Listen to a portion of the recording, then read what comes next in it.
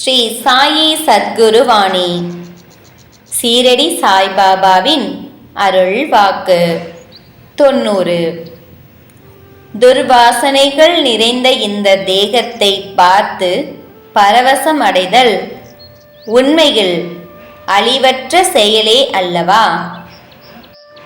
மலம், மூத்திரம், சீல், இரத்தம், கபம், அபான வாயுக்கள், கிருமிகள் வசிக்குமிடமான இந்த தேகத்தில் பரவசமடைய என்ன இருக்கிறது?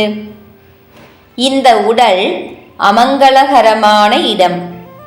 ஜனக்காலத்தில் நசித்துவிடும், அக்னிக்கு இரையாகிவிடும், சாம்பலாகிவிடும். ஆனால் மங்களகரம் நிறைந்த பரமாத்மனை பெறுவதற்கு இந்த நரதேகமே உற்ற சாதனமாகும்.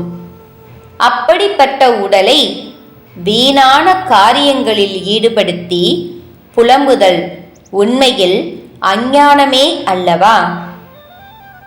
நமக்கு முன்னால் மரணமடைந்தவர்களை நம் கண்களாலேயே பார்த்து கொண்டு நாம் என்று இருப்போம் என்ற மயக்கம் உண்மையில் மாயையில் பிறந்ததே.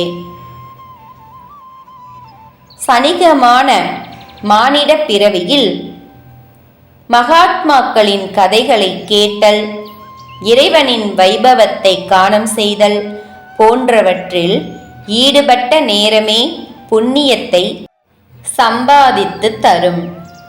இந்த தேகத்தை அந்த விதத்தில் பயன்படுத்துவோர் விவேகம் நிறைந்தவர்கள் என்று சொல்லுவது மிகவும் சரியானதே. என் வார்த்தைகளின் மீது நம்பிக்கை வை. ஜெய் சாய்ராம். ஜெய் குரு தேவதத்தா.